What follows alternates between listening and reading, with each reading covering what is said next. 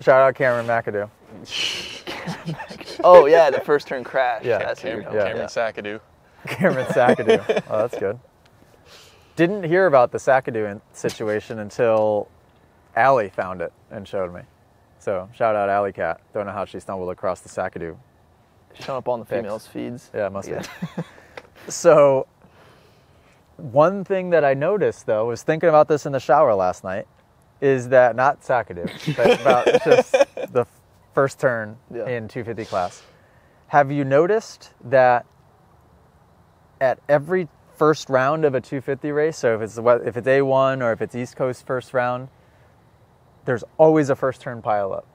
Think about it. Yeah. Like if you go to all the first rounds of the 250 race, I think there's almost always a freaking pile up in the heat races, in the main events, because people are just so amped. Excited. No one wants to let off. So amped. Yeah. I remember my first ever Supercross was at Houston in 2011. I was on a stock Honda. I showed up not thinking I would make the night show. I ended up qualifying 16th in time qualifying somehow.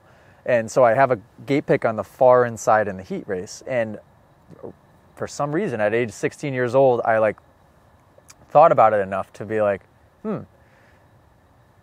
if everybody's half as excited as I am right now, they're all going to overshoot this first turn. And it was a short start straight. It was one of those where it came at the stadium sideways. So it was horizontal on the football stadium, went a long way? Yeah. And then went into a 90. Oh. So it's just asking for everybody to just overshoot it and fly off the track. Yeah. So in my 16-year-old head, I give myself props for this. I'm like, they're all overshooting this turn. Yeah. So I just picked the far inside gate in the heat race, get a decent jump, but then just slow down, and I let everybody literally fly off the track. I come out third place. Yeah. End up transferring straight through into the main. In the main event, I have the option, line up right next to Barsha on the far inside. I think Barsha's to my right. And in my head, I'm like, all right, same situation, and I have Barsha right next to me. He's definitely going to make everybody go right off the track. Yeah. And sure enough, I just kind of hang to the inside. Everybody pile-ups goes off the track, and I come out in fourth or fifth in the main event out of the What first do I do turn. now? Oh, yeah, That's big new time what do I do strategies. now moment. Yeah. But that's kind of what you saw at Detroit this last weekend. Definitely. It was who caused that whole pile-up? One of the Cali guys, Hammaker. Yeah. He had two bikes on either side of him. I want to say it was the KTM, and it was, I don't know if it was Deegan or who it was, but he had two people basically have a wheel on him, and then he tried to charge back up through them. Yeah. And it's you got to know when somebody's got a handlebar on you. You can't just try to go charging back through their handlebar. I mean, if somebody's got a bar on you, a wheel on you on the start, you can't really do anything, right? No, you're going to make yourself crash. Do you try to go back through them? Do you try to go back through them? No. I wasn't listening. If somebody gets a jump on you, or they don't even get a jump on you, but they're, they shift third and they kind of get that little wheel on you. Yep. Will you then make an attempt to try to go back through shoot that gap? I don't think so. No, you can't. Depending on the situation. You Can't. No.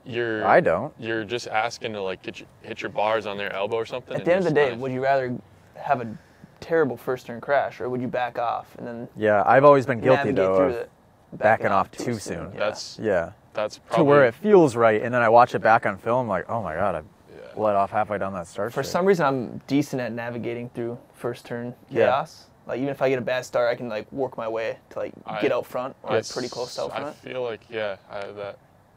It's definitely an art form to kind of know you can kind of see when a gap's going to open up, or be able to tell where someone's going to go in a corner. You can kind of dip inside or outside. So fun. Yeah, your I've lane had a splitting helps. few of you get lined way outside, and then you just go, stop, and try to do the old cut under trick. Yeah. I did it at Mini-O's one year in the Supercross track when you turn right into the first turn. I was all the way outside gate.